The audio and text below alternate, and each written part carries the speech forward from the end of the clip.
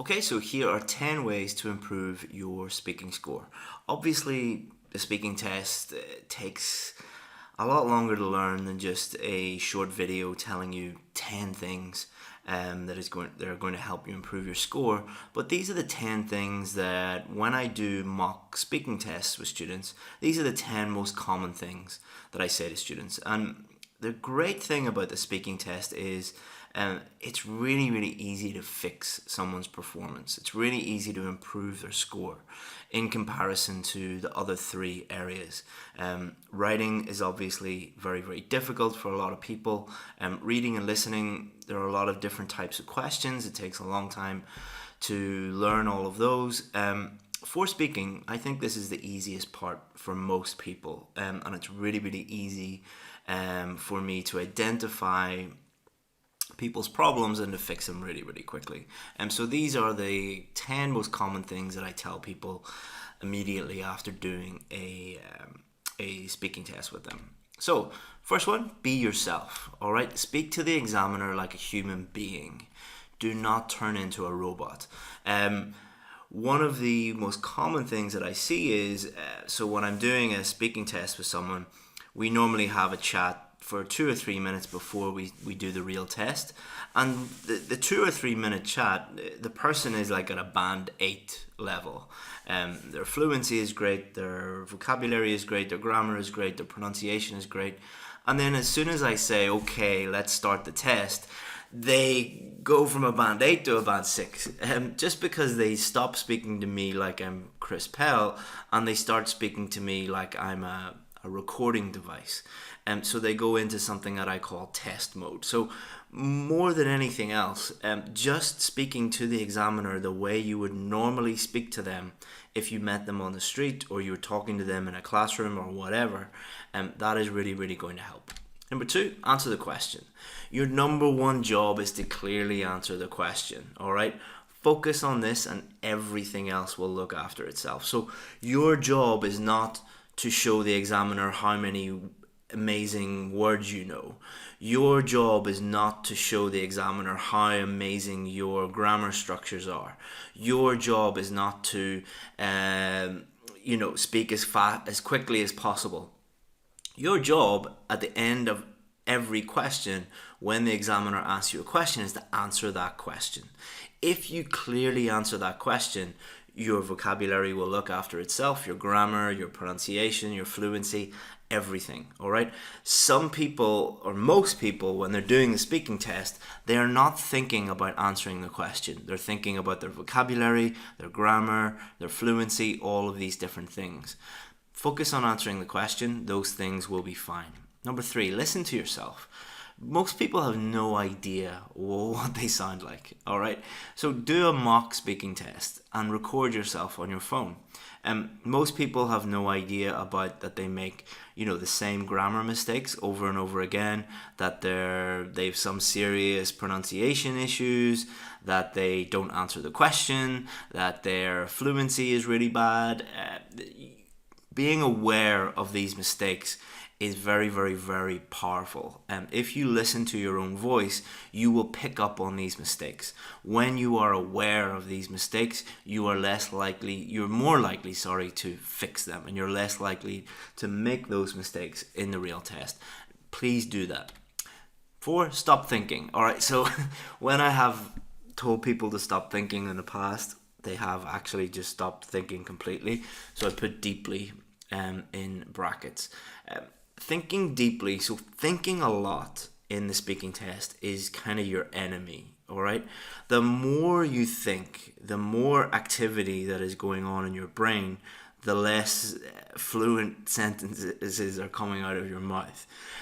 So there is a big relationship between thinking and fluency, all right?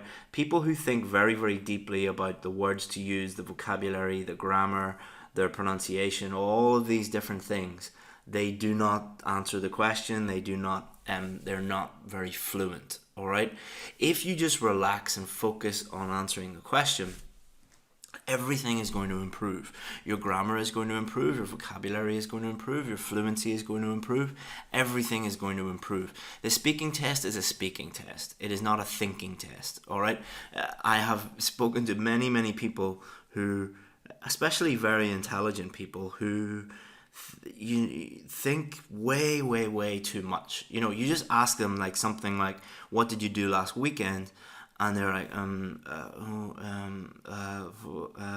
it's not that they don't know what they did last weekend. It's because they're thinking about, right, what's the most amazing vocabulary I can use, and what grammar can I use, the third conditional, and all this nonsense. All right, just relax, answer the question, everything will be much better. Number 5, be aware of the difference between the different parts. Okay, so you have part 1, part 2, part 3. Each part is completely different. All right, and it requires a different strategy for each of them. Part 1, very, very different to part 2. Part 2, very, very different to part 3. Do not answer each question in the same way in each of those parts. It requires a different strategy. So part 1 is about you, all right? So it's questions about you. You can't get them wrong. So a lot of people have said to me in the past, some of the questions are really, really strange and I don't know how to answer them. Part 1, the questions are about you. So there's no wrong answer. It's impossible to answer it wrong because it's about whatever you think. It's about your life. And 2 or 3 sentences is more than enough for part 1, all right? Part 1, you do not have to give like really, really well-developed answers. You know, just answer the question and add a bit of extra detail or explain it or something like that. 2 or 3 sentences is enough for part 1, all right? The examiner has to ask you a number of questions. They're going to ask you like 10 or 12 questions in part 1. Allow them to ask you those questions. Do not talk for 2 minutes when they ask you, tell me, you know, what did you do last weekend? Do not talk for 2 to 3 minutes. All right, 2 or 3 sentences. That's all is enough. Do not stick to the cue card for part 2. All right, so you're going to be given a cue card.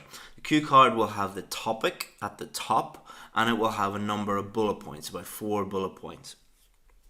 So, use the cue card if you like, but the only thing you must do, is talk about the topic at the top of the card, all right? The bullet points are there to help you, but not to hinder you. You do not have to start on bullet point number 1 and then do bullet point number 2 and then do bullet point number 3 and then do bullet point number 4. You can do all of the bullet points if you like. You can do none of the bullet points. You can do 2 of them, you can do 3 of them. It doesn't really matter, all right? The only thing that you need to do is talk about the topic at the top of the cue card. So you could talk about the history of it, the past, the present, the future, a personal story, your opinion of it, a description of it, whatever. It doesn't really matter. All right, do not let the bullet points on the cue card dictate what you say if you don't want to talk about them.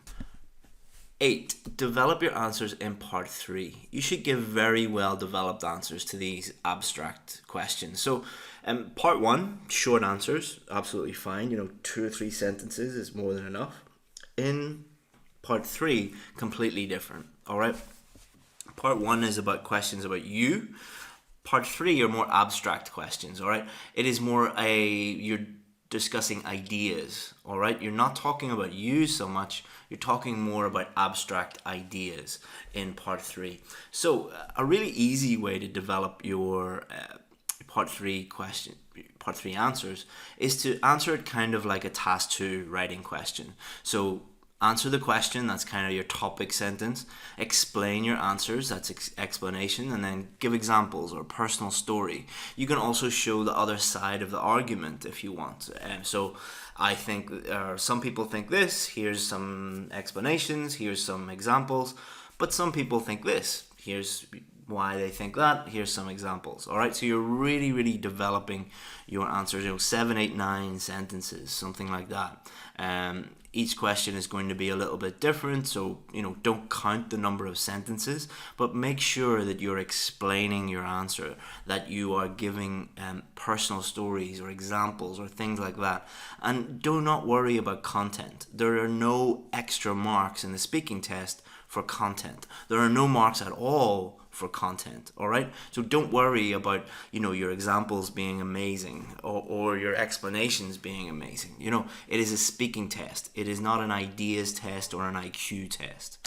Fluency over accuracy. All right, so accuracy is important, but the more you focus on it, the poorer your fluency is going to be. So accuracy, I'm referring to getting your grammar correct and getting your vocabulary correct.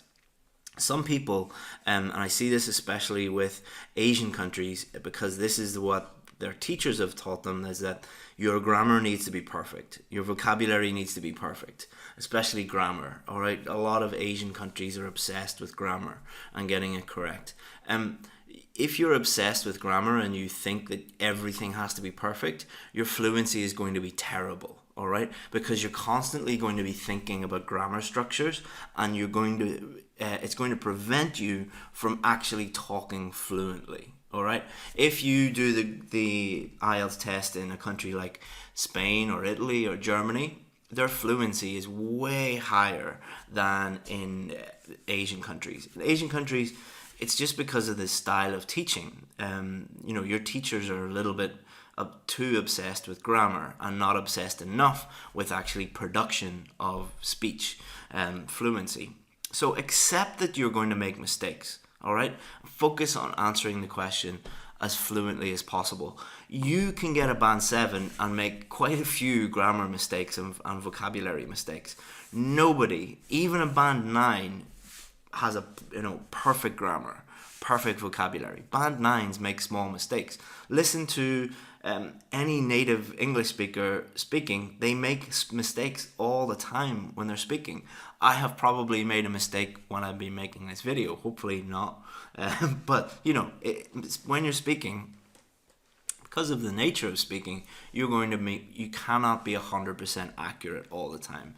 But one thing you can do is try and be as fluent as possible. Most students are not fluent at all. 10. Do a mock test. All right, there might be 2 or 3 things that you are doing that will stop you getting the score that you need. All right, so an expert should be able to tell you how to fix these mistakes in about 10 minutes. All right, so I can do a mock test with someone, and within 10 minutes I can say, this is wrong, this is wrong, this is wrong. All right, these are the 3 reasons. This is the reason in your pronunciation that is an issue. Here's your fluency and coherence issue. Here's your grammar issue. Fix these 3 things, or fix these 2 things, and you're pretty certain of getting the score that you need. So you don't have to do it with me, whatever you want to do, but I would really, really, really recommend you doing a mock test with an expert. But make sure that the expert is actually an expert, and that's quite important. All right, so your challenge there's a great website called IELTS Generator, and IELTS Generator generates speaking tests. All right, so mock speaking tests. So you can just read them and do the test yourself. So I want you to go to IELTS Generator, pick one of the tests, do a full test, record yourself, imagine that the examiner is asking you the questions, and then so that's going to take about 15 minutes. Then spend 15 minutes listening to your answers. Think about the 4 marking criteria. Think about fluency and coherence, think about grammar, think about vocabulary, and think about pronunciation. All right, and spot your weaknesses. What are your issues? And write them below this video. Okay, thanks very much, guys. Bye-bye.